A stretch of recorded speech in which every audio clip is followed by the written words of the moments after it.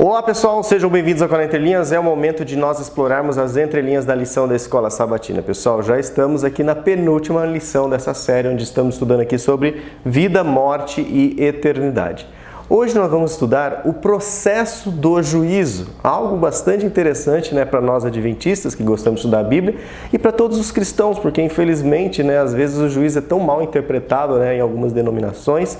Então nós vamos estudar sobre esse processo do início, do meio e do fim. Ok, pessoal? Espero que vocês estejam curtindo, comentando e compartilhando lá os 3 Cs. Ok? E também, claro, não se esqueça, se você não é inscrito no canal, se inscreva aqui no canal, Seja sempre bem-vindo a se inscrever, a deixar o sininho lá acionado para você receber as notificações. E nós teremos aqui neste vídeo, pessoal, na ponta da linha com o Ricardo, de sábado, domingo e segunda, e na ponta da linha com o Marcos André, de terça, quarta e quinta, e as perguntas para discussão de sexta-feira com o Marcos André também. Ok, pessoal? E neste vídeo nós gostaríamos de pedir para que o nosso irmãozinho João Cavaco entre em contato com a gente, irmão Cavaco, por favor, manda nos comentários aqui, acha a gente no WhatsApp, mas entre em contato com a gente para a gente trocar umas ideias, beleza? Irmão João Cavaco, recebeu? Se alguém conhece o irmão João Cavaco aí em Lisboa, cutuca ele aí para nós, beleza, pessoal? Então, por enquanto, chama a vinheta.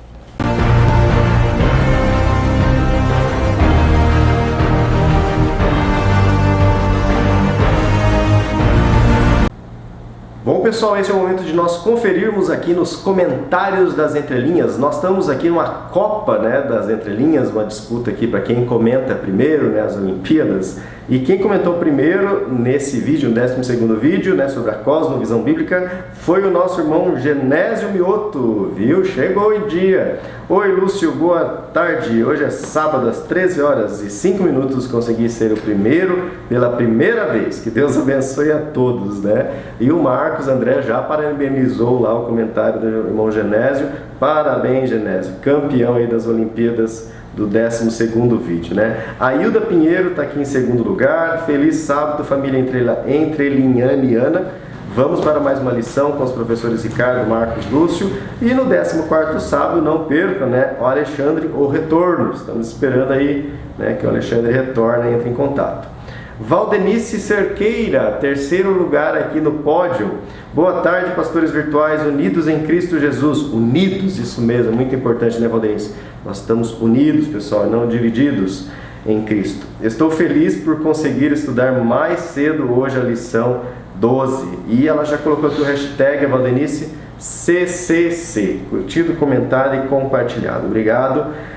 Os irmãos aqui, o casal que eu não lembro o nome, Lições Fortes da Bíblia. Olá, olá, graças e paz aos irmãos. Deus abençoe vocês.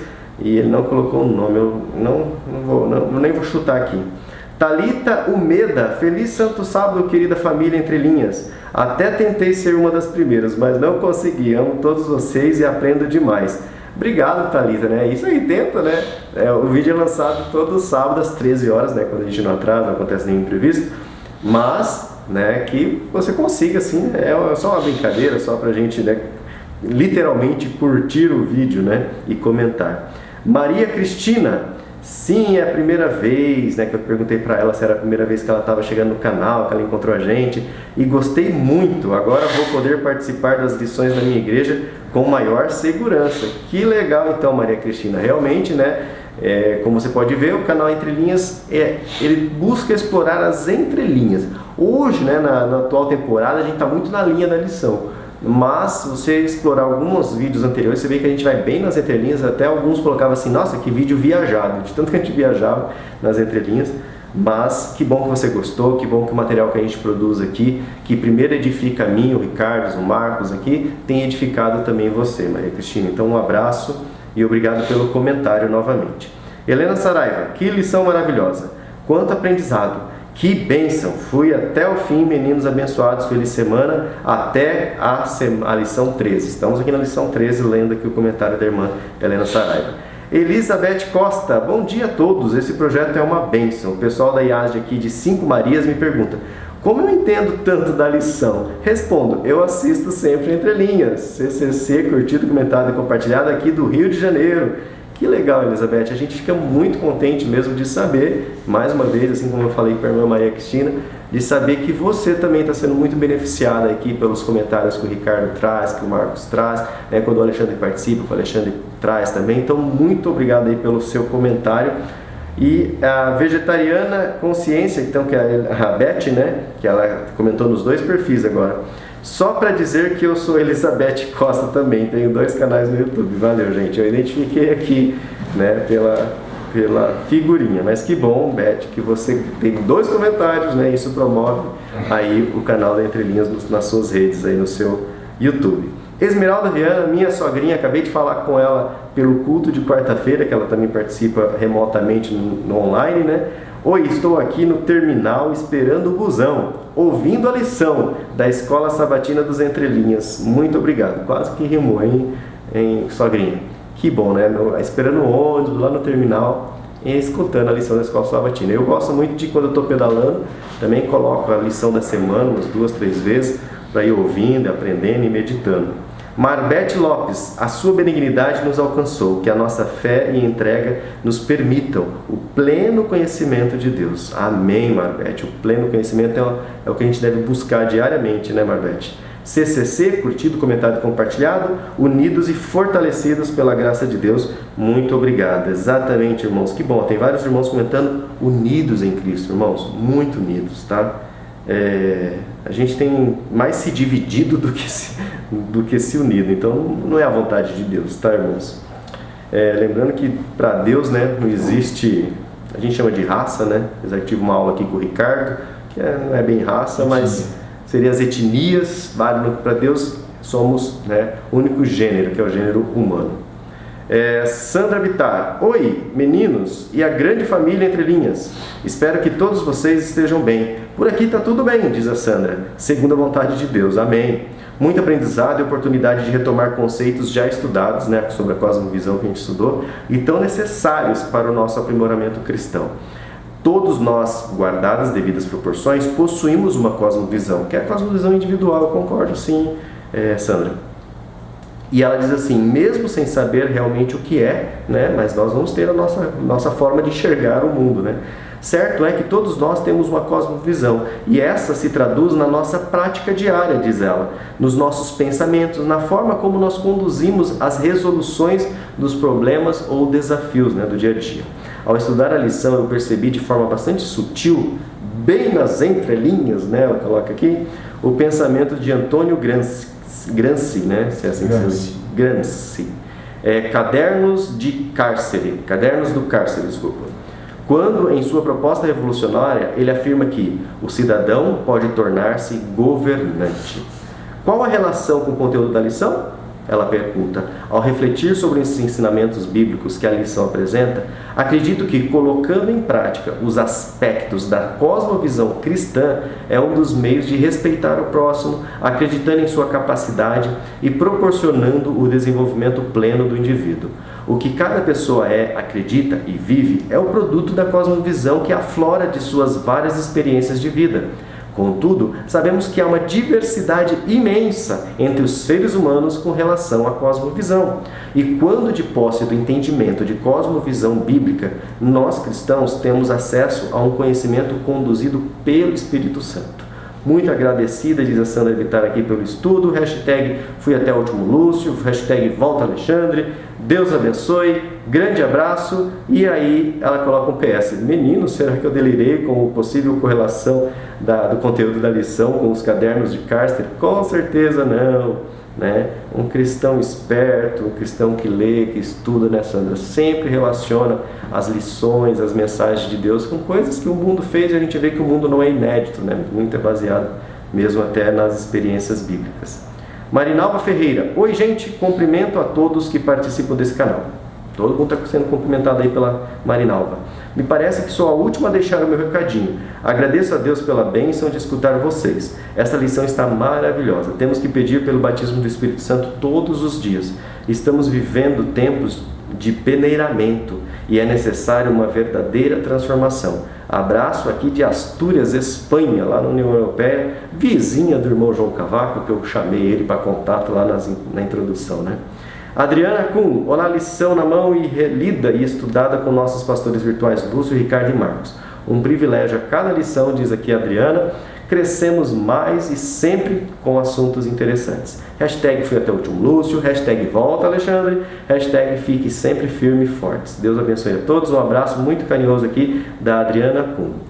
O irmão João Cavaco aqui, né, nos comentários das entrelinhas, que ele traz aqueles comentários como eu mostrei no último vídeo, né? Vou até mostrar aqui de novo, a câmera não vai conseguir focar, mas dá uma olhadinha aqui, irmãos, ó. Esse aqui, deixa eu ver, ó o comentário aqui do irmão João Cavaco, ó. João Cavaco, entra em contato com a gente. Tem um WhatsApp, manda nos comentários aqui. Eu não sei se ele assiste o vídeo inteiro, que parte que ele assiste, se ele só comenta aqui e cai fora. Mas, irmão João Cavaco, né, sempre lemos aqui o seu comentário, pelo menos um resumo dele, os tópicos, né, você já faz parte aqui do canal, tá? Comentário sobre a cosmovisão filosófica aplicada no cristianismo. E aí ele trata aqui umas seções, os limites sociais das igrejas, né? Até há cerca de 10 a 20 anos, as nossas igrejas cristãs convencionais olhavam para o mundo como separado, ou o kafir da igreja. Isso trazia consequências em relação ao desempenho de divulgação do evangelho e relacionamentos no mundo, né? Porque falava, era tão separado, né? Não pode ouvir a música do mundo, né? Daí você fala, mas a música que a gente toca aqui é do mundo, é música alienígena, não é música... Então, o irmão João traz aqui, né, os limites sociais da igreja. Depois, na seção 2, a cosmovisão, ele fala assim, surgiu aqui no século XVIII, XIX, por Dietzsch, da escola alemã, o conceito filosófico epistemológico iluminista e idealista de Weltanschauung, não sei como pronuncia isso aqui, né, ou cosmovisão, né, de autoria do Dilthey, tem um L aqui, Dilthey, e que é definido como a percepção ou interpretação ou reflexão e interação no mundo com base no conjunto de valores, crenças, conceitos, ideias, normas, valores, de novo, emoções que o ser humano escolhe para se relacionar com a realidade de vida. Ele traz aqui o que é cosmovisão e a definição segundo aqui o autor alemão. Depois ele fala o que é filosofia, aqui na seção 3, trata sobre o que é uma filosofia, e aí a seção 4 vem falar sobre a cosmovisão cristã e também sobre, na seção 5, a estrutura da cosmovisão cristã. Ele traz aqui, né, são 7 praticamente subseções, e ele depois conclui, né, uma sessão de conclusão, e eu vou ler aqui essa sessão. Várias questões se levantam para com a forma como se dará a relação entre os vários conceitos da cosmovisão cristã. Será uma relação de valores? O que Cristo tem a ver com elas? Qual o posicionamento do ser humano? Os vários conceitos definidos têm todos o mesmo valor, por serem originados na Palavra de Deus e por se apresentarem como dons e frutos do Espírito Santo. Cada conceito é desenvolvido pelo Espírito Santo, que é o representante da mente, corpo e caráter espiritual de Cristo. A importância dos conceitos derivam não somente das vantagens subjetivas, mas sim das vantagens de terem sido provenientes de tudo que Deus deu e fez pelo ser humano individual, global, ambiental e universal, mas também pelo que Deus triuno ou trindade dá ou faz, assim como que dará e fará. Finalmente, diz aqui o irmão João Cavaco nas suas conclusões, o grande testemunho está na felicidade ou alegria da salvação, em que o ser humano cada vez mais se une em liberdade com a glória de Deus em Cristo pela eternidade. Os impactos são diversos, mas há a destacar principalmente o testemunho empático de tudo para com todos ao seu redor. Fica a questão, que tipo de cosmovisão escolherei para com Deus, para comigo, para com os outros e para com tudo ao meu redor? João Cavaco, lá de Lisboa. Obrigado, irmão João Cavaco, pelo seu comentário. E o último comentário aqui hoje, né, nesse vídeo, Evilásio Krieger, olá, ótima lição, como também os comentários feitos. Obrigado, Evilásio, pelo seu comentário aqui, o último que chegou aqui a tempo da gente gravar, né? E que vocês continuem sempre comentando, curtindo e compartilhando aí o vídeo. Ficamos muito felizes aí em receber esses comentários, poder interagir com vocês, né, nessa sessão. Beleza, pessoal? Então vamos agora ao que interessa, a nossa doxologia. Nós vamos aqui estudar esse processo do juízo, mas não podemos, né, estudar nada relativo a Deus sem antes, né, clamar a presença do Espírito Santo, a direção dele. Então peço que você, nesse momento, onde quer que você esteja, andando, caminhão, pedalando ou nadando com aqueles fones de ouvido com transferência óssea, né, vamos então agora nesse momento ter uma palavra de oração. Senhor Deus, nosso Pai, Obrigado, Senhor, porque até aqui tem conduzido a nossa vida, a vida de cada um aqui que participa aqui dessa família, com muito carinho, chamada de Entrelinhas, mas é uma família cristã, Pai, que tenta seguir a Ti. Nesse momento, ó Pai, queremos entender cada vez mais esse processo do juízo, cada parte, cada impacto que esse processo tem nas nossas vidas, Pai. E como nós podemos também participar desse processo e divulgar esse processo aos irmãos, ó Pai. Por favor, Senhor, dirige-nos nesse momento. Dirige agora a palavra do Ricardo, a palavra do Marcos, também dirige os nossos ouvidos que vamos ouvir, ó Pai, pois o fazemos tudo isso em nome de Cristo Jesus. Amém, Senhor. Então, chega Ricardo, agora é com você, na ponta da linha de sábado. Bom, gente, vamos lá, 13º sábado, o processo do juízo. Como de costume, como a praxe, trouxe algumas duas palavrinhas aqui para vocês sobre a questão de juízo. E essa questão de processo também, de certa forma. Vocês vão perceber que nessas duas palavrinhas hebraicas aqui, tanto uma palavra, a primeira palavra processo como juízo, elas são conectadas. Por exemplo, pilá, ela significa processo, juízo e justiça. Então nós temos nessa palavra uma conexão. Então seria redundante processo do juízo, se nós pensássemos nessa expressão hebraica. Uma outra expressão hebraica que traz um link muito conhecido de todos nós é din, significa juízo, julgamento, justiça, lei, discussão ou regra. E por que, afinal de contas, essa palavra ela é muito familiar? Porque ela se escreve com as mesmas letras de Dan, ou seja, a tribo de Dan, que era uma tribo de juízes. A raiz da palavra Dan está atrelada a juízo, julgamento, justiça ou lei.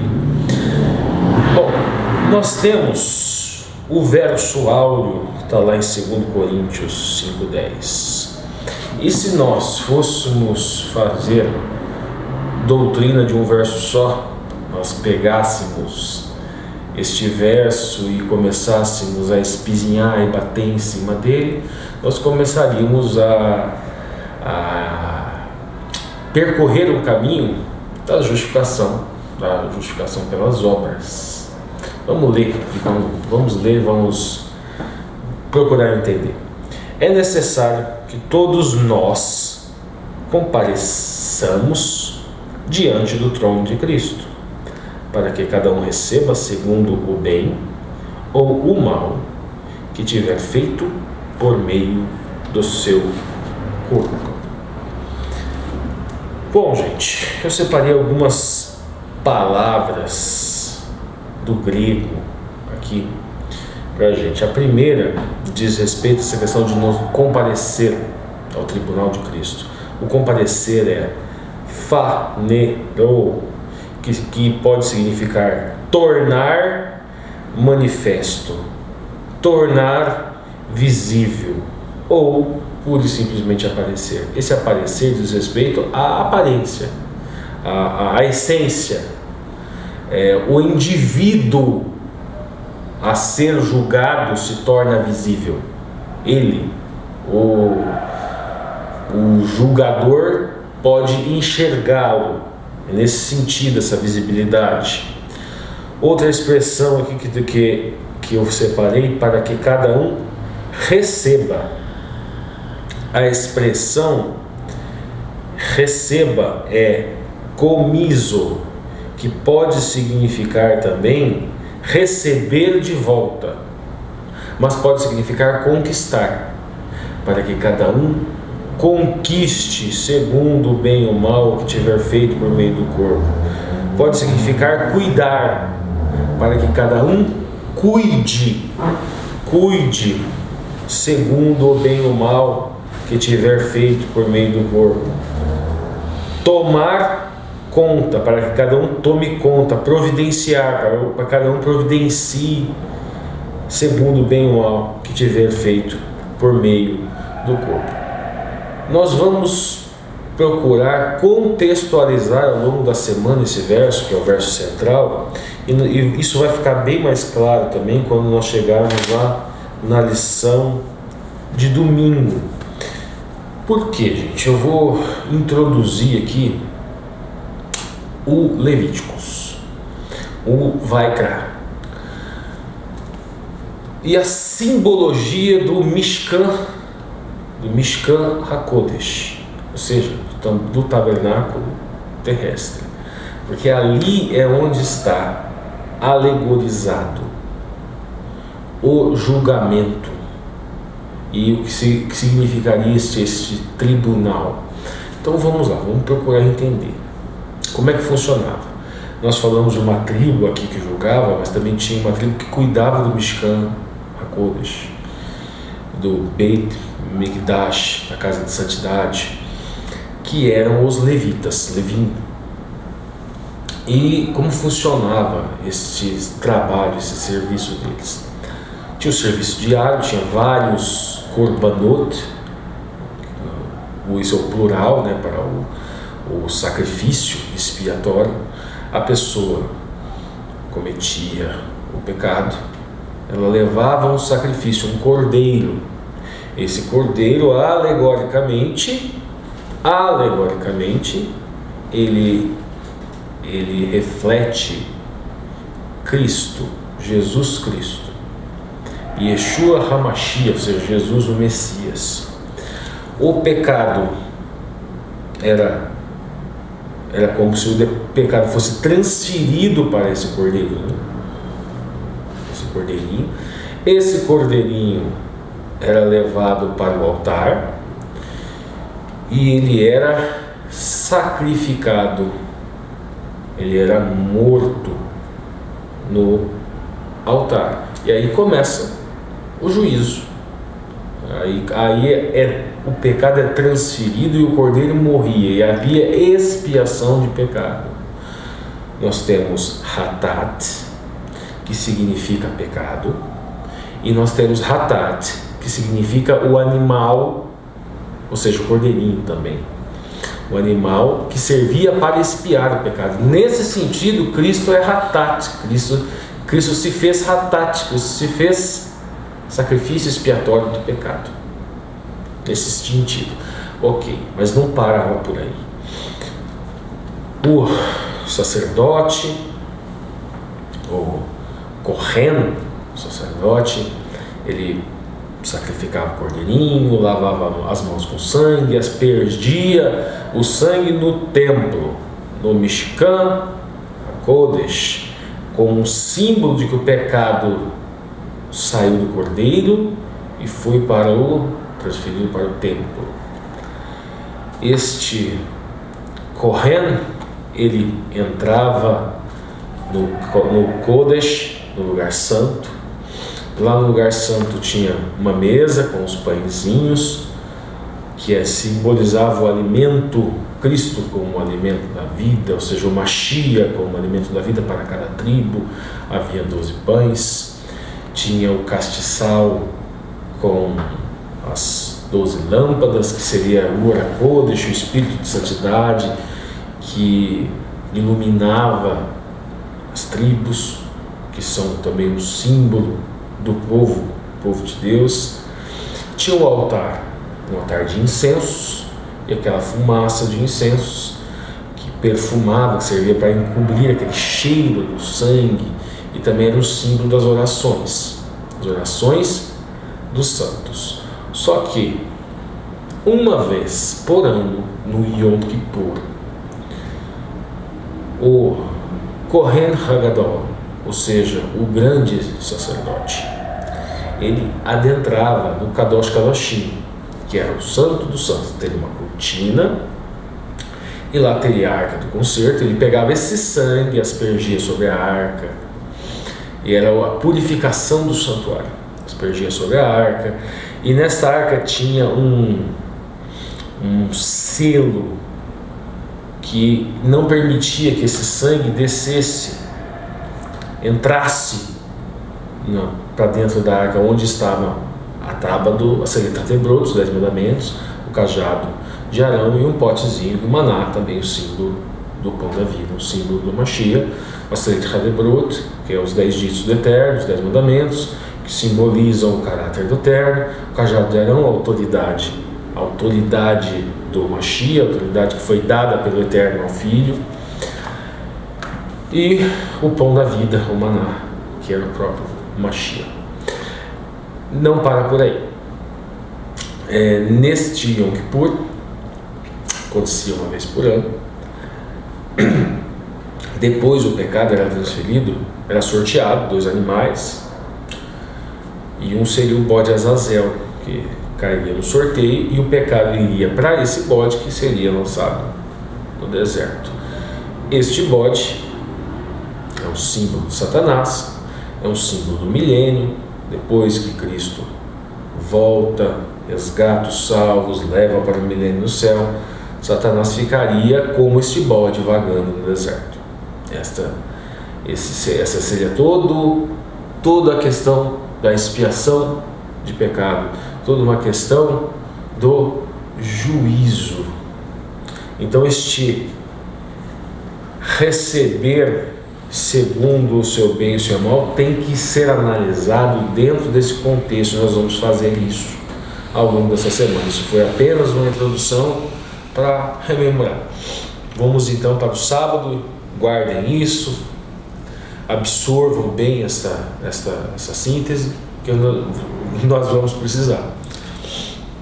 Então vamos lá. Primeira coisa, o autor da lição aqui, ele vai nos falar sobre que na Bíblia existe uma descrição clara dessa realidade do juízo, onde Deus julgará o mundo, tanto com textos no Antigo Testamento, como também textos no Novo Testamento, na Brit Hadashah. E ele fala: a justiça que aqui e agora está tão em falta, mas ela um dia virá.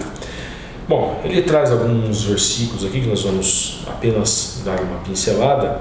A Bíblia diz que Deus é perfeito em conhecimento, como diz lá no livro de Jó, capítulo 37:16, e conhece todas as coisas.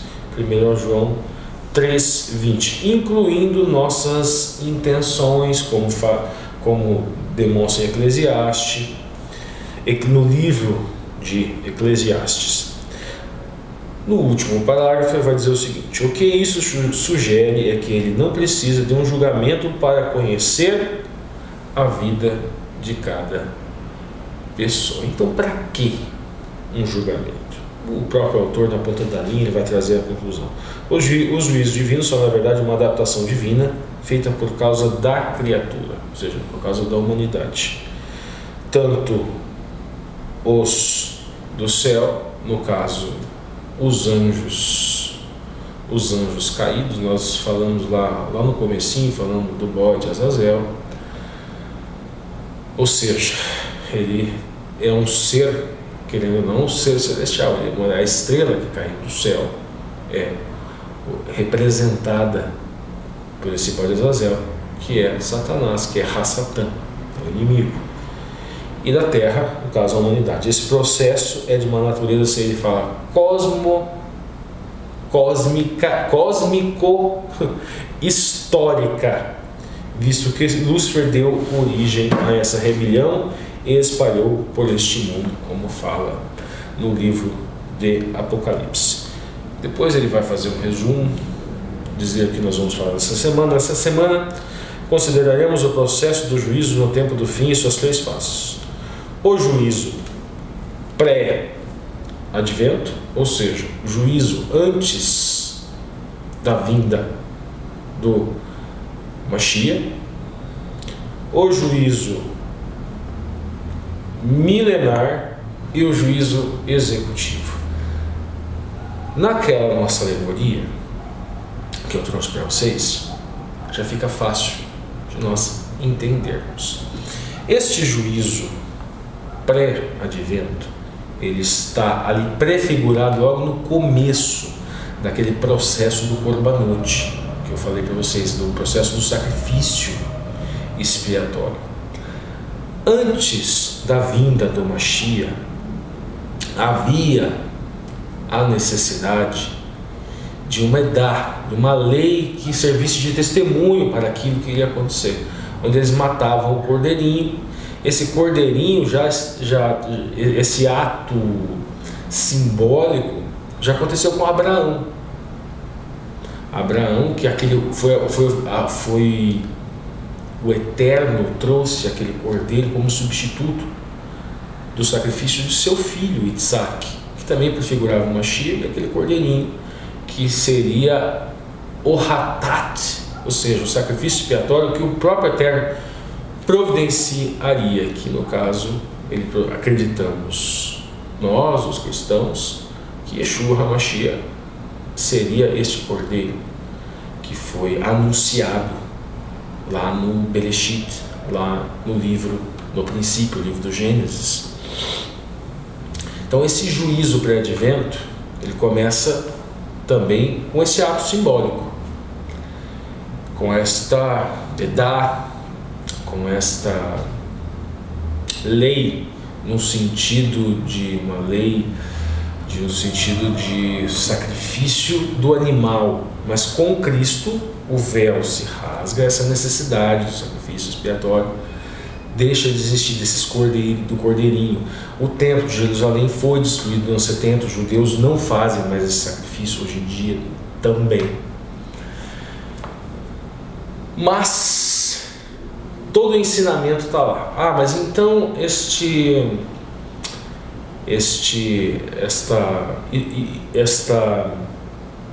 mishpat, ela deixou de existir?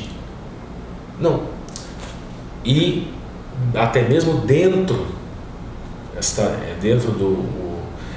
lei sacrificial, ela continua imperando, mas nós não temos mais a necessidade de matar o cordeirinho, porque Cristo já cumpriu esta etapa.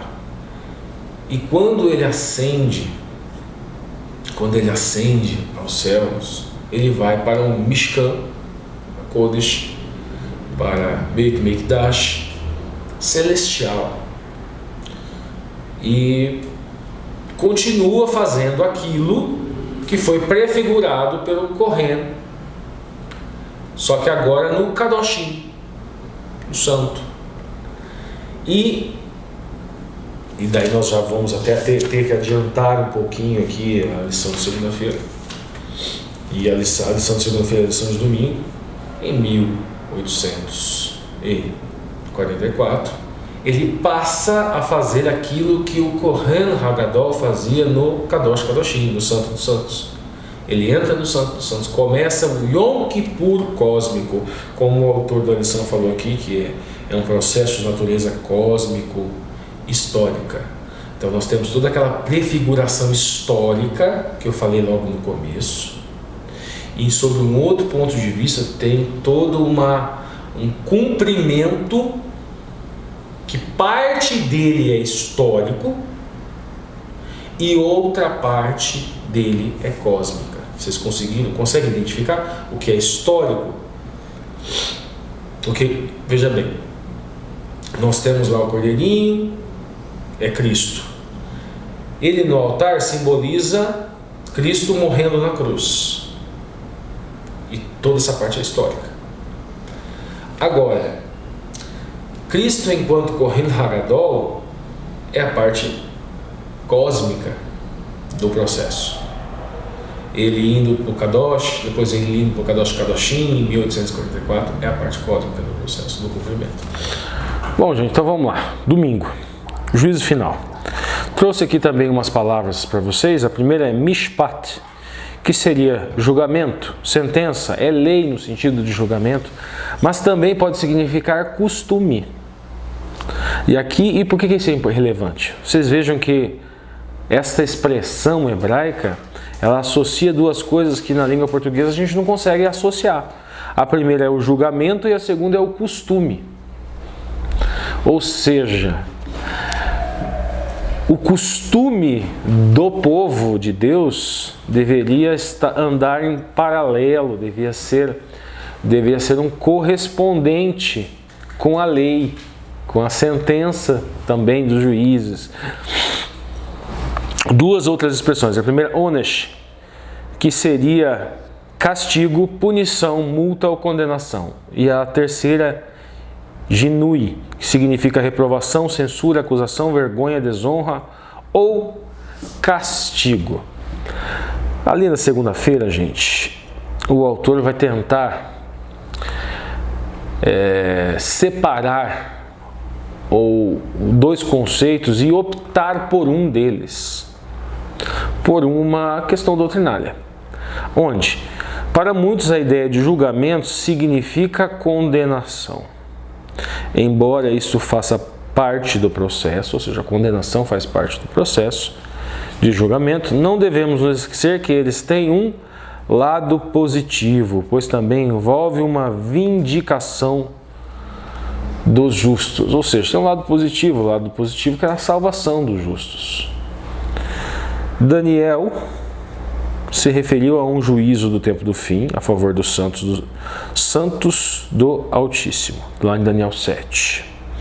O juízo inclui dois aspectos. O primeiro aspecto que o autor nos apresenta é: ouve tu nos céus, age e julga os teus servos, condena o ímpio, fazendo com que pague por seus atos e justificando o justo, para que lhes retribuir segundo a sua justiça. 1 Reis 8:32. O autor da lição quer demonstrar o que aqui? Ele quer dizer que todos serão julgados. Os justos serão justificados pela fé e os ímpios serão condenados pelas obras. Esta é a visão doutrinária que o autor da lição está buscando defender. Ele traz na pergunta que diz o seguinte: como Cristo apontou para os conceitos de condenação e vindicação no juízo final. E nós temos lá o primeiro, lá em Mateus 25. E o que fala em Mateus 25, gente? Mateus 25 basicamente vai falar de Tzedakah. Por que Tzedakah? Porque na Torá fala que Abraão teve justiça imputada pela fé.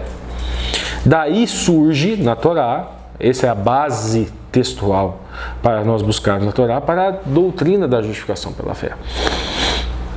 Só que justiça lá é Tzedakah. Abraão teve Tzedakah imputada. E Tzedakah significa justiça, mas Tzedakah também significa caridade.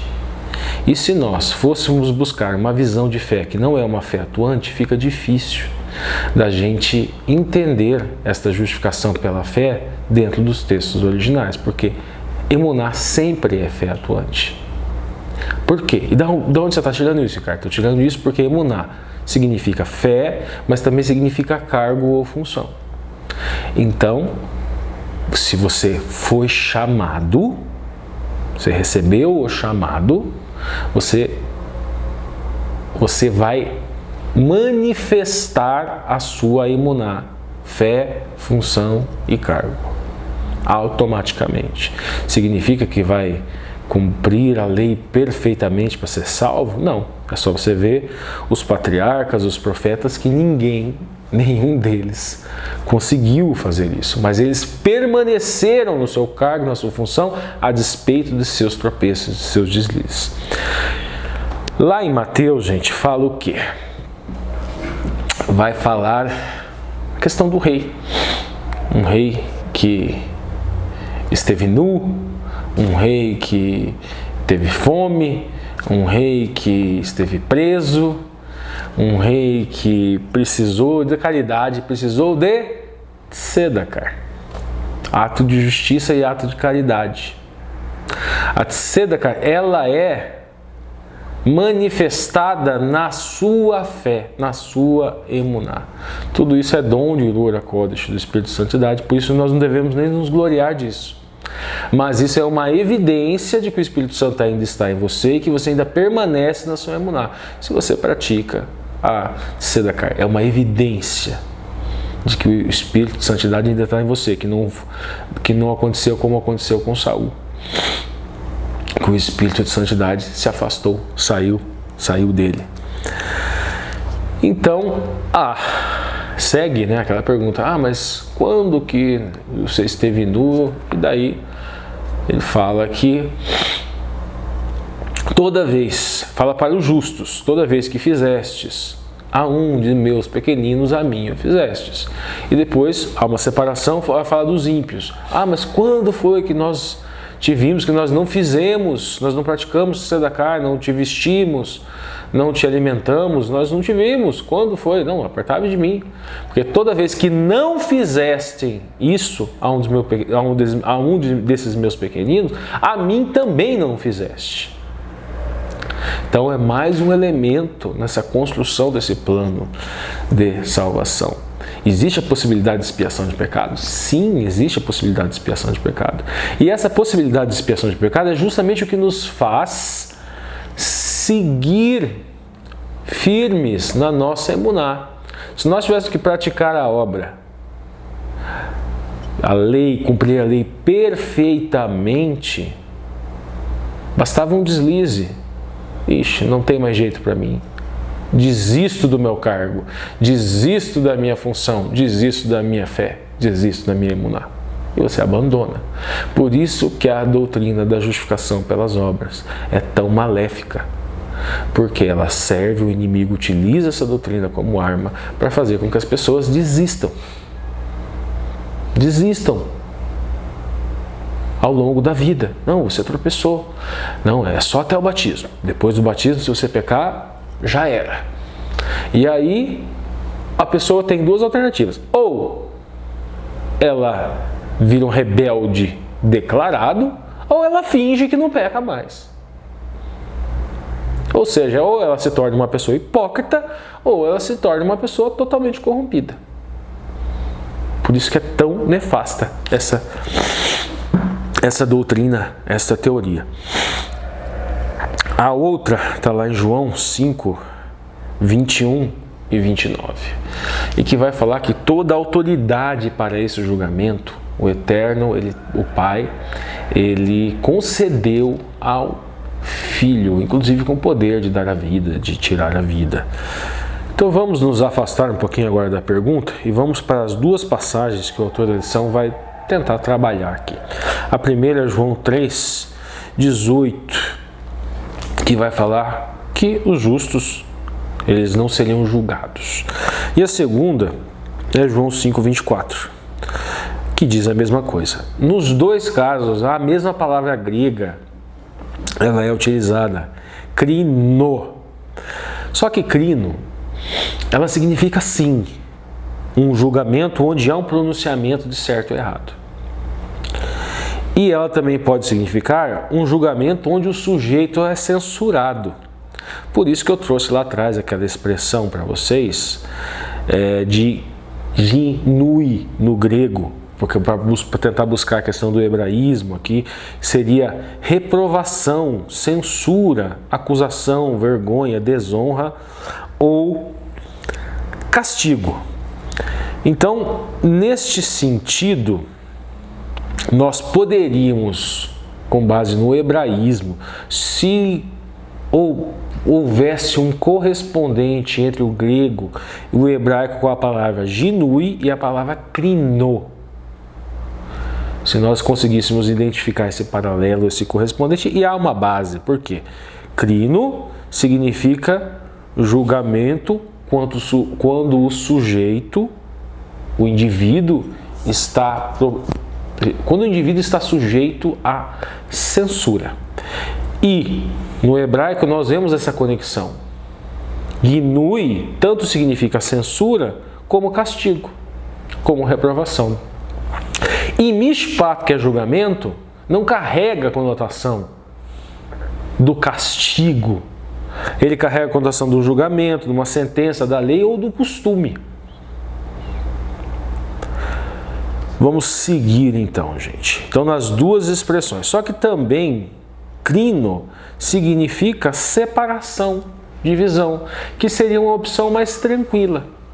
para nós nos afastarmos da ideia de que o justo não seria julgado. Não faria muito sentido. Não faria muito sentido o homem justo, porque na verdade só existiu um justo que não precisava de Hatat enquanto sacrifício expiatório, que é o Mashiach, que é o Cristo. Esse ele foi julgado lá na cruz, de uma maneira completamente diferente, uma maneira que se aplica só a ele. Aquela lei cerimonial se aplica a ele de uma maneira diferente do que se aplica aos outros seres humanos. Vamos seguir. Nós vemos lá, portanto, os textos devem ser entendidos na ponta da linha, lá na ponta da linha nós vemos o seguinte: os textos devem ser entendidos como não é condenado ou não encontrará condenação. Uma opção mais plausível é que o justo não será separado, não será dividido, não haverá divisão entre os justos. Então seria uma opção que ela atingiria o mesmo resultado e uma opção mais tranquila de ser, mais fácil de ser defendida sob o ponto de vista de uma tradução. Seguindo, em suma, nosso destino é determinado na vida presente. Os que estão em Cristo têm assegurada a vindicação no juízo, a vida eterna. Ou seja, o justo, ele tem a emuná, o Ruach HaKodesh concede esse fruto, é um fruto, peri de Ruach HaKodesh, é o fruto do Espírito. Essa emuná, essa fé viva, atuante, a pessoa permanece desempenhando esse emuná para o qual ele foi chamado, no seu cargo, na sua função, nesse ministério, de levar essa boa nova, de praticar tzedakah, ato de justiça e de caridade. Nós vimos lá em Mateus 25, gente. A tzedakah faz parte do plano de salvação. É um indicativo do justo. É um indicativo de que o Espírito Santo ainda está em você. É a vontade de você praticar atos de justiça e de caridade. Ao descrever o julgamento, Jesus menciona a presença não apenas dos cabritos, os ímpios, mas também das ovelhas. Quem são as ovelhas? As ovelhas são aquelas pessoas que se mantêm na sua emuná, na sua fé atuante e praticam tzedakah. E por praticar tzedakah, eles têm mais tzedakah imputada, assim como Abraão teve. Abraão teve tzedakah imputada, ato de justiça e de caridade. Continuando. E depois nós vemos lá 2 Coríntios 5:10, que é o verso áureo. E agora fica mais fácil de entender. É necessário que todos nós comparecemos diante do tribunal de Cristo, para que cada um receba segundo o bem e o mal que tiver feito por meio do corpo. E como é esse tribunal de Cristo? É o que nós estamos descrevendo aqui agora. O bem e o mal, a prática, é a tzedakah, que é um dom do Espírito Santo e que é imputada a nós como foi imputada a Abraão. Os atos de caridade são imputados também. O grande problema, que às vezes dá uma tela azul quando a gente vai defender a justificação pela fé, é essa separação, como que se a imputação fosse só de justiça e não fosse de caridade também. E como se não houvesse a necessidade da prática do ato de caridade, porque nós temos aquela visão de que fé é só convicção, e não é. Não é, envolve materialidade, envolve o desempenho da função também. Então vamos lá. Justificação pela fé. A palavra hebraica que se conecta à justificação pela fé, a justificação é tzedakah, ato de justiça e caridade. Fé, emuná. Emuná é sempre fé atuante. Não é só convicção. Até os anjos têm essa convicção, mas os anjos não desempenham função nenhuma, então eles não têm emuná. Os anjos caídos. Eu falei os anjos, né? Vocês poderiam ter confundido com os anjos não caídos. Os anjos caídos. Satanás tem essa convicção, mas não tem emuná. E os seus anjos não caídos, também têm essa convicção, mas não tem emuná porque não desempenham função. Não desempenham função. Agora, o justo tem emuná, os anjos não caídos têm emuná, porque desempenham o ministério, desempenham função. Então vamos lá. Ao refletir sobre o juízo, devemos ter em mente que somos salvos pela graça, como está em Isaías, como está em Efésios, justificados pela fé. Já expliquei essa questão em Emuná, etc. E julgados pelas obras. A base do juízo é a lei moral do Aseret Hadebrot, que está lá dentro da arquinha do concerto, da arca do concerto. Gente, o carpahol, que fica, o hilastério, fica sobre a arca do concerto, é tipo um selo, um lacre, para que aquele sangue ele não entrasse ali dentro, onde está justamente a tábua dos 10 mandamentos. E esse sangue é um símbolo do pecado que entra no Kadoshim, e também simboliza essa questão dessa proteção na justificação pela fé. Quando nós formos apresentados diante desse tribunal, quando for feito este julgamento de acordo com as nossas ações para o bem e as nossas ações para o mal, sempre entrando naquele contexto de justificação pelas obras, emuná, etc. Lembre-se, não existe um decreto divino arbitrário que eleja alguns para a salvação e outros para a perdição. Cada um é responsável pelo seu próprio destino. Bom, então vamos agora para a segunda-feira, o juízo pré-advento. Nós já falamos um pouco sobre isso, a questão do juízo pré-advento, já explicamos como é que funciona dentro daquela edat do Mishkan HaKodesh, do Korbanot, ou seja, daquela lei enquanto testemunho do tabernáculo terrestre, do Beit Mikdash, da Casa de Santidade, que servia de alegoria. Nós já explicamos esse juízo pré-advento. Pré-advento no sentido de antes da vinda do Mashiach. Mas aqui nós temos algumas passagens que são muito interessantes aqui, ó. Veja bem, o conceito de julgamento antes do retorno de Cristo o chamamos de juízo pré-advento. É encontrado em muitas passagens. Então nós temos lá em Daniel 7:4, que vai falar de Akti Yomayá, que é, ou seja, um ancião de dias, vai trazer nova linguagem alegórica, um ancião de dias que está sobre um trono e tem um fogo que sai, e ele julga as nações. Aqui é onde acontece todo aquele lado cósmico também, e profético e escatológico, onde associa tudo aquilo que nós estudamos lá do Mishkan HaKodesh, do Templo de Santidade, e nós associamos com profecias de 2.300 tardes e manhãs lá do livro de Daniel. Então, o Cordeirinho é Cristo, morreu no Calvário, assim como o Cordeirinho morre no altar. A bacia de ouro com água é o Rio Jordão, onde ele foi batizado. O pátio do Mishkan HaKodesh é o planeta Terra, é Jerusalém, onde ele nasceu, onde ele pregou. E depois nós temos o Kohen, que é o sacerdote, que também ele faz esse serviço. Kohen Hagadol, ou seja, o sumo sacerdote, que faz o serviço não só ali no Kadoshim, ou seja, no santo, mas também no Kadoshim, no Santo dos Santos, no dia do Yom Kippur, ou seja, no dia da expiação de pecado, que acontecia uma vez por ano, era uma das festas judaicas. Tudo isso é alegoria desse juízo pré-advento. Só que nós temos aqui, além de, já falamos também de 1844, nós temos 2.300 tardes de manhã, decreto de Ataxerxes. Nós contamos as datas, 2.300 tardes de manhãs, o princípio de um dia, um ano, dá 2.300 anos, decreto de Ataxerxes, vai até 1844.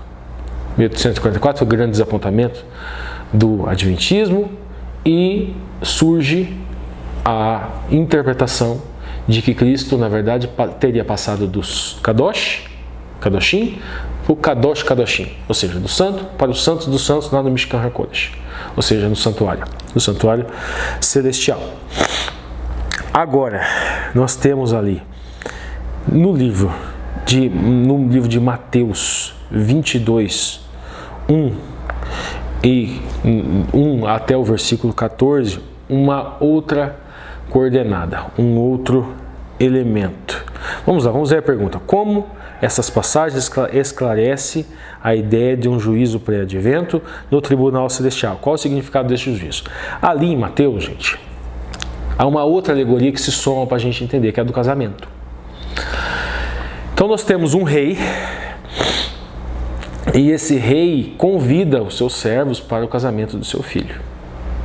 A alegoria está bem fácil de se fazer. Esse rei é o Eterno e o filho é Jesus, é Yeshua, o Messias, o Mashiach. E as pessoas não querem vir e ficam com seus afazeres, e ele manda alguns mensageiros, e essas pessoas matam esses mensageiros, símbolo dos profetas que foram mortos, levando essa mensagem da vinda do Messias. E eles matam essas pessoas, então o rei fica irado e pune essas pessoas, tem uma punição.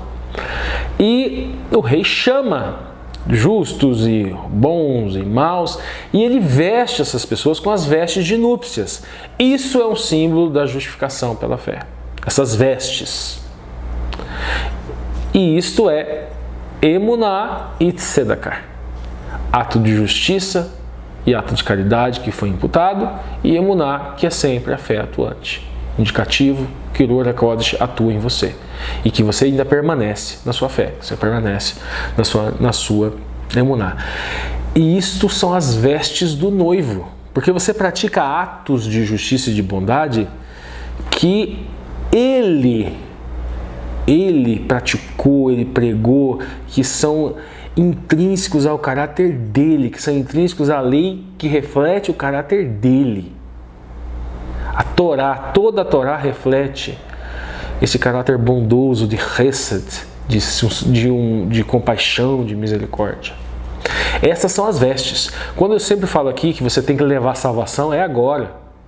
E você leva a salvação quando você dá um prato de comida, quando você veste quem precisa ser vestido, quando você trata essa pessoa com caridade, com misericórdia.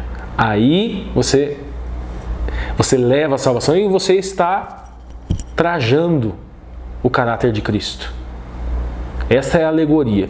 E ele encontra uma pessoa que não sabe como que entrou lá e ele não está com esse traje.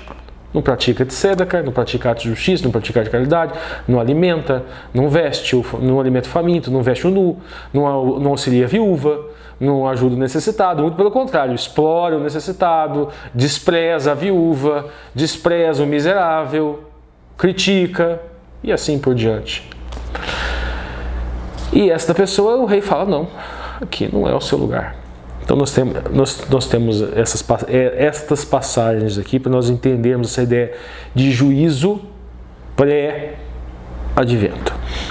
O conceito de juízo investigativo pré-advento do povo de Deus fundamenta-se em 3 ensinamentos bíblicos. Ele vai falar, um é a noção de que todos os mortos, justos ou injustos, permanecem inconscientes no túmulo. João 5, 25 e 29. O segundo é a existência de um juízo universal a todos os seres humanos, onde uns serão revestidos pelo caráter de Cristo, justificados, terão tzedakah imputada, permanecerão em sua emuná, independente dos tropeços, na sua fé, uma fé sempre atuante, independente dos seus tropeços, vão permanecer nessa fé ao longo da vida, e esse é o caminho da vida eterna. Outros que, do contrário, ou desistirão de uma vez,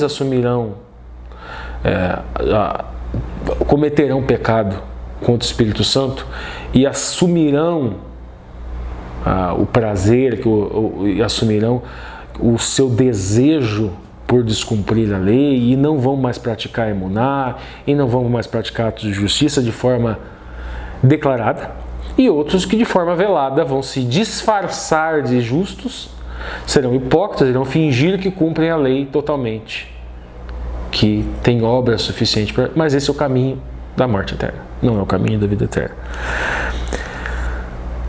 Vamos lá, esse é o julgamento e as duas vertentes. O terceiro é o fato de que a primeira ressurreição será recompensa abençoada para os justos. A segunda ressurreição será morte eterna para os ímpios. O Marcos vai explicar melhor isso quando ele falar do juízo milenar. Ele vai explicar melhor esse ponto.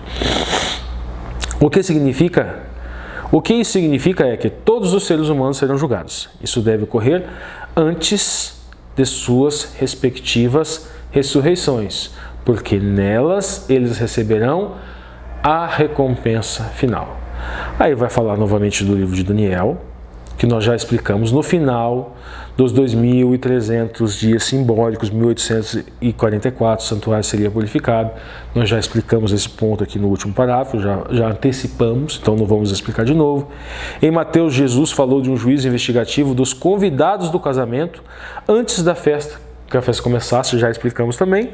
E por fim, no livro de Apocalipse, o juízo pré-advento investigativo é mencionado na tarefa de medir os que adoram no templo de Deus e no anúncio de que é chegada a hora em que ele vai julgar. Agora é com o Marcos, gente. Olá, você que acompanha o canal Entre Linhas, chegamos à parte de terça-feira e vamos dar continuidade ao estudo da lição. Nós estamos estudando as fases do juízo, o julgamento de Deus em detalhes. No mundo evangélico, de uma maneira geral, as pessoas estudam o juízo de Deus apenas como um evento futuro e ninguém sabe exatamente quando e como vai acontecer. Nós procuramos estudar não de maneira macro, mas de maneira detalhada, como se nós olhássemos para os textos que falam a respeito do julgamento de Deus com um microscópio, não com um telescópio, não como alguém que olha de longe, mas como alguém que olha de maneira detalhada. Quando nós olhamos o juízo de Deus apenas como um acontecimento único e não detalhadamente como nós estamos estudando aqui, nós podemos encontrar algumas contradições, alguns textos que parecem contraditórios. Por exemplo, Jesus Cristo disse em João, no capítulo 5, que só ele julga, que a ele foi dada toda a autoridade de julgar, e nem mesmo o Pai julga ninguém. Ele é quem julga. No entanto, quando nós vamos lá em 1 Coríntios, no capítulo 6, o apóstolo Paulo diz que nós vamos julgar o mundo e até mesmo os anjos, no caso, os anjos caídos. Então, isso parece contraditório, porque um texto diz que é só Jesus Cristo quem julga, o apóstolo Paulo diz, não, nós também vamos julgar, nós vamos participar do juízo também. Então, isso, quando nós olhamos, parece contraditório. Por que parece contraditório? Porque são fases diferentes do juízo. Jesus Cristo recebeu toda a autoridade para julgar no juízo pré-advento, que é quando a pessoa aceita Jesus Cristo como Salvador ou não. É a única coisa que está sendo decidida no juízo pré-advento é isso.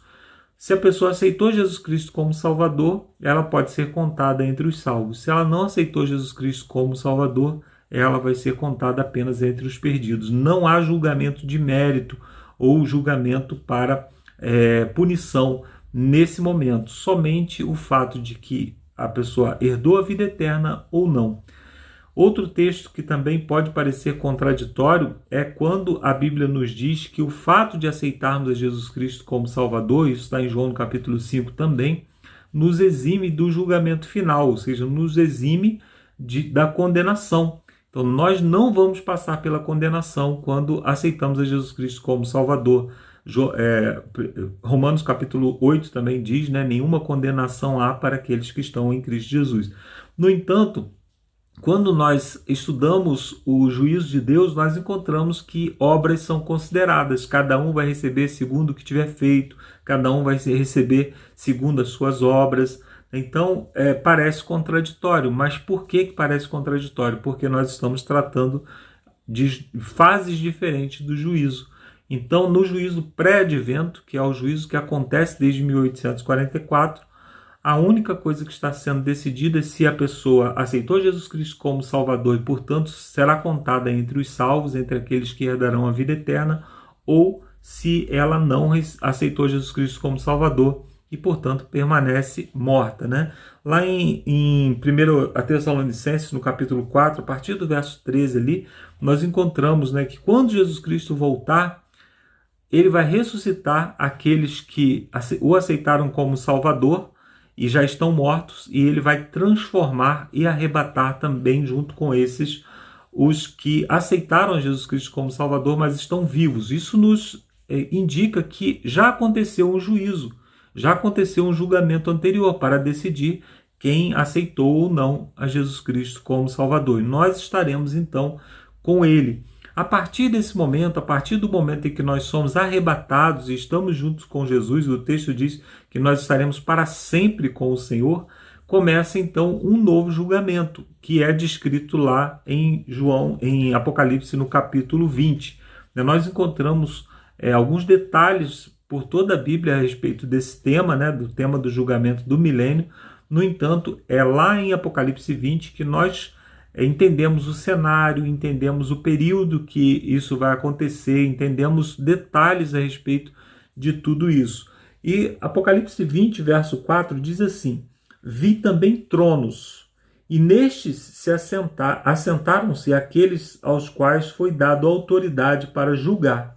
Vi também as almas dos decapitados por causa do testemunho de Jesus, bem como por causa da palavra de Deus, tantos quantos não adoraram a besta, nem tampouco a sua imagem, e não receberam a marca na fronte ou na mão, e viveram e reinaram com Cristo durante 1000 anos. Então, durante esses 1000 anos, o que acontece? Nós nos contamos aqui entre os salvos, né? Receberemos autoridade para julgar. Nós vamos nos assentar no trono de Deus e vamos receber autoridade para julgar. Esse julgamento não decide mais salvação ou perdição. Esse julgamento ele decide apenas obras. Como que nós sabemos disso? O texto de Apocalipse 20, ele fala a respeito disso. Por exemplo, quando nós vamos ao verso 11, diz assim: vi um grande trono. É um grande trono por quê? Porque todos os salvos estão assentados ali, né? Um grande trono branco, e aquele que nele se assenta, de cuja presença fugiram a terra e o céu, e não se achou lugar para eles. Vi também os mortos, os grandes e pequenos, postos em pé diante do trono. Então se abriram os livros, e ainda outro livro, o livro da vida, foi aberto, e os mortos foram julgados segundo as suas obras, conforme o que se achava escrito nos livros. Percebe que esse julgamento ele é um julgamento conforme as suas obras. Não há aqui nenhum tipo de graça, não há nenhum tipo de misericórdia. Cada pessoa é julgada de acordo com os livros. Quais são esses livros que são abertos aqui? O livro contendo a história dos mortos, aqueles que permaneceram mortos na terra durante o milênio, mas também o livro da vida, ou seja, o livro da vida dos salvos. Por que cada pessoa pode ser julgada aqui segundo as suas obras? Quem de nós poderia ser julgado segundo as obras? Imagine se o livro da sua vida fosse aberto no céu e a sua vida fosse exposta. Como seria a sua condição? Bom, eu não sei quanto a você, mas eu certamente seria condenado. Por que esse livro aqui é aberto e não há mais medo de ser condenado? Porque nesse momento aqui, nós já passamos pelo juízo anterior, o juízo pré-advento. É aquele juízo no qual nós fomos aceitos por Jesus, porque o aceitamos como nosso Salvador e todos os nossos pecados foram apagados. Então, no céu, nós vamos encontrar livros grossos, né? Que são os livros dos perdidos, que contêm todas as suas boas obras, mas também contêm todas as suas obras ruins. E vamos encontrar também o livro dos salvos, que são aqueles livros que vão estar bem fininhos assim, né? O meu vai ser bem fininho, mas vão ter ali apenas as boas obras. Por quê? As más obras, os pecados, eles já foram perdoados e já foram lançados na profundeza do mar e Deus não se lembrará mais dele. Eles foram condenados em Jesus, eles foram lançados sobre Jesus na cruz. Então esse julgamento que acontece durante o milênio é um julgamento de méritos apenas. Nós vamos entender por que cada pessoa foi condenada e vamos entender também quantas oportunidades ela recebeu e rejeitou da salvação. Então Então nós vamos entender que o desejo dela não era de permanecer ao lado de Deus, não era de permanecer ao lado de Cristo. Essa é a fase do juízo que acontece durante o milênio, e é nesse momento que as obras são levadas em conta. É nesse momento que cada pessoa será julgada segundo as suas obras. Lá em Lucas, no capítulo 12, verso 46, 47, por ali, diz que para uns muitos açoites, para outros poucos açoites, né? Então, quando os livros são abertos, para uns, algumas pessoas serão condenadas com muito rigor por causa das suas muitas más obras, e outras pessoas receberão poucos açoites. Nós podemos imaginar uma pessoa que teve pouco conhecimento, né, que apesar de não aceitar Jesus Cristo como seu Salvador, mas não tinha conhecimento a respeito dos reclames de Deus. E lá diz isso, né? Aquele que muito conheceu, a muito será cobrado, né? Aquele que muito foi dado, muito será cobrado. Esse julgamento do milênio é um julgamento totalmente de méritos, como nós lemos aqui. Cada um foi julgado segundo o que está escrito no livro, mas nós devemos nos lembrar que o livro dos salvos não contém mais as suas más obras, não contém mais pecado, né? Na quarta-feira fala sobre o juízo executivo, né? Então diz aqui que durante a Idade Média havia uma forte tendência de considerar Deus um carrasco, né? Um juiz muito cruel, um juiz que estava sempre disposto a lançar um raio fulminante, lançar no fogo aqueles que cometiam algum tipo de pecado, né?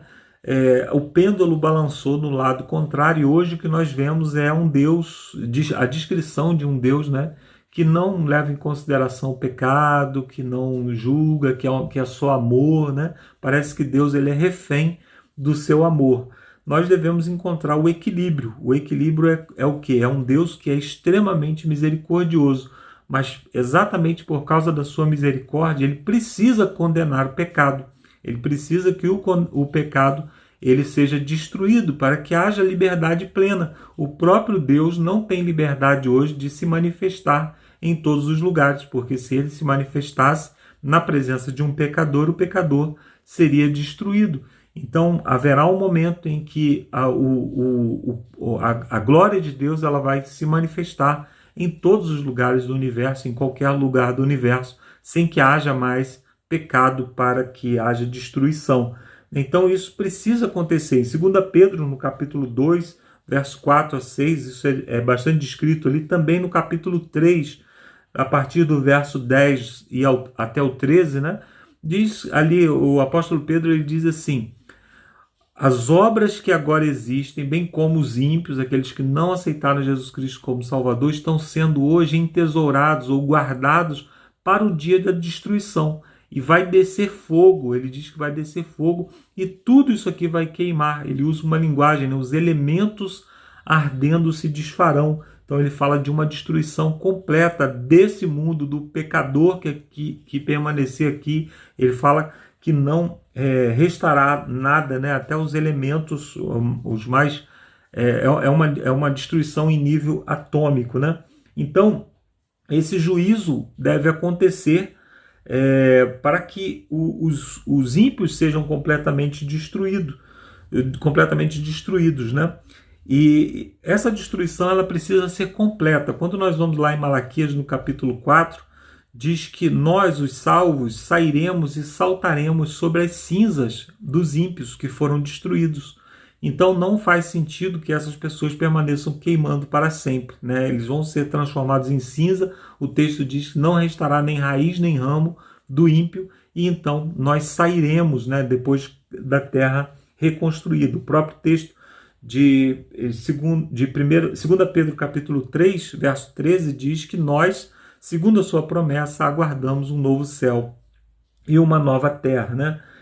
E então Deus fez de tudo que poderia ter feito para salvar a humanidade da sua perdição, né, da perdição eterna.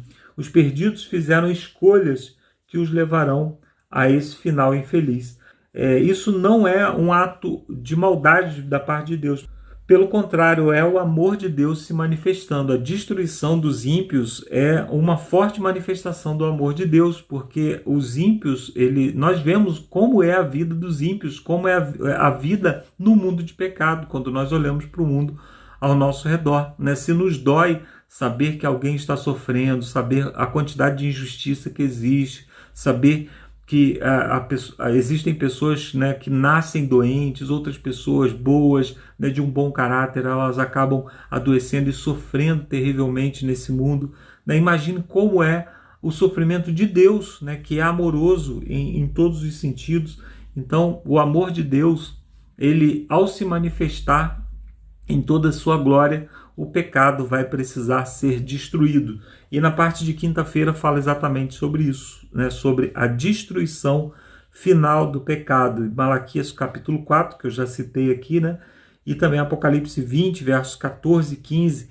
Ali fala, são os versos finais do capítulo 20, né? Quando ele diz assim: então a morte e o inferno, tome aqui por inferno a palavra sepultura, né?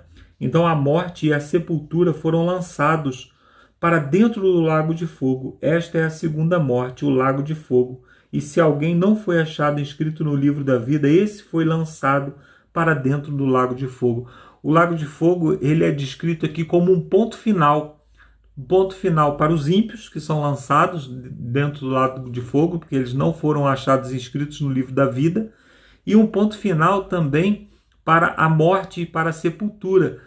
Dentro desse contexto começa Apocalipse 21, que diz que não haverá mais morte, não haverá mais choro, não haverá mais pranto, né? Deus enxugará dos olhos toda lágrima. Então a destruição final, ela marcará o início de um período onde não vai haver mais morte, não vai haver nenhum tipo mais de maldade, e isso não combina, né, com um local onde as pessoas estão queimando eternamente. Então a destruição final no lago de fogo é uma destruição completa de todo tipo de maldade, todo tipo de sofrimento, inclusive do sofrimento dos ímpios, né? Então a sepultura, quando diz aqui que a sepultura é lançada no lago de fogo, é uma descrição do fim da morte, né? Então a destruição final de Satanás, o autor diz aqui, né, que a destruição final de Satanás e seus anjos e de todos os ímpios purificará o universo do pecado e das suas consequências.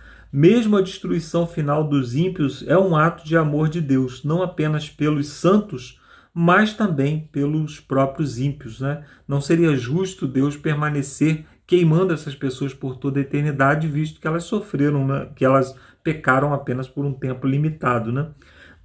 Então, Deus, ele é fogo consumidor para o pecado, como está em Hebreus capítulo 12, verso 29. O destino final dos ímpios é determinado por suas próprias escolhas. Sua exclusão do céu é fruto da própria decisão deles e será um ato de justiça e misericórdia da parte de Deus.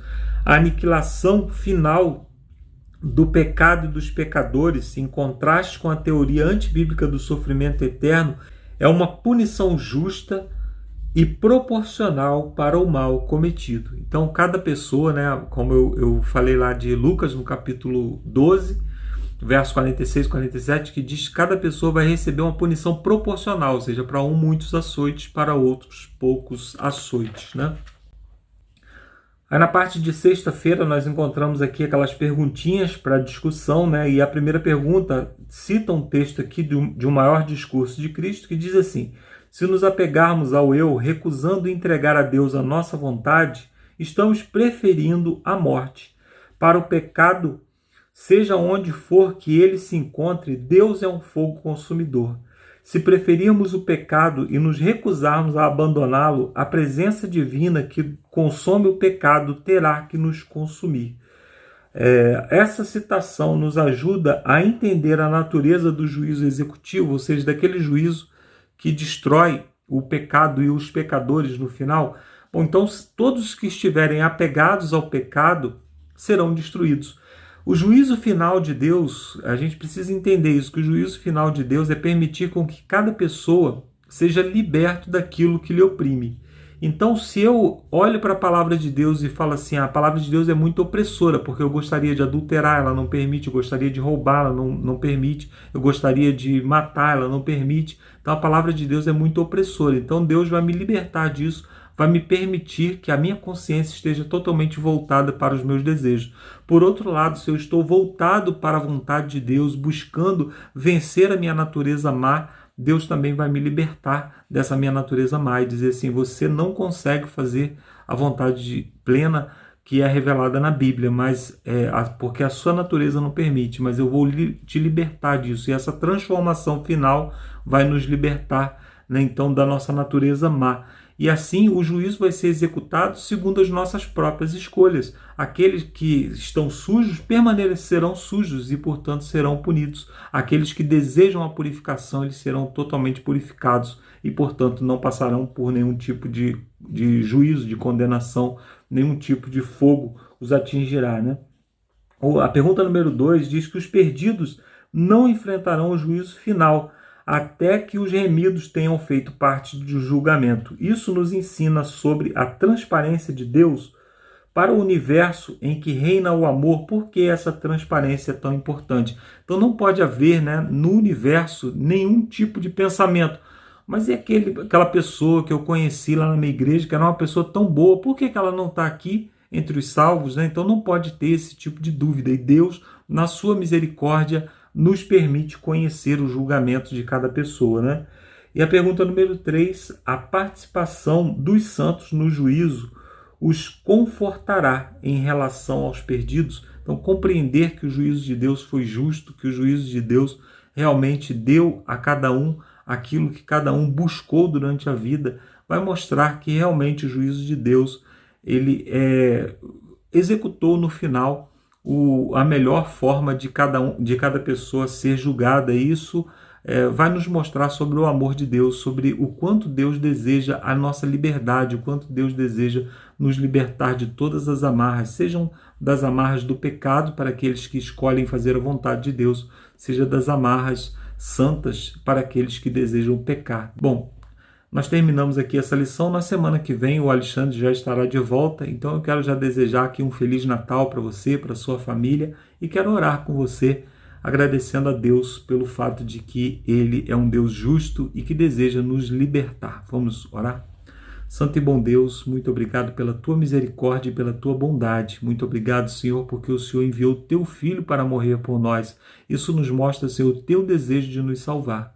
Nós te pedimos, Senhor, que nessa semana final, a semana que resta para o final do ano, onde nós estaremos aí nos colocando num período onde lembramos do nascimento de Jesus, que possamos ter em mente o sacrifício de Jesus ao vir aqui a essa terra, a sofrer o que Ele sofreu para nos salvar. Que possamos glorificar o Teu nome por todas as bênçãos que o Senhor tem nos dado, mas principalmente pela salvação que custou tão caro para o céu. Nós te pedimos, Senhor, que o Senhor continue nos guardando na Tua presença, abençoe o nosso lar, os nossos familiares e não permita, Senhor, que nenhum mal nos atinja. Naquele dia, quando Jesus Cristo voltar, queremos ser libertos das amarras do pecado para viver totalmente segundo a Tua vontade. Te pedimos isso em nome do nosso Senhor e Salvador Jesus Cristo. Amém. Um abraço a todos e até a próxima lição com mais um estudo da Palavra de Deus. Valeu, Marcos. Obrigado aí por sua oração, pelas perguntas para a discussão. Obrigado aí pela ponta da linha. Valeu, Ricardo, também, que tem mantido firme aí na correria, mas graças a Deus estamos aqui gravando já a penúltima lição dessa série.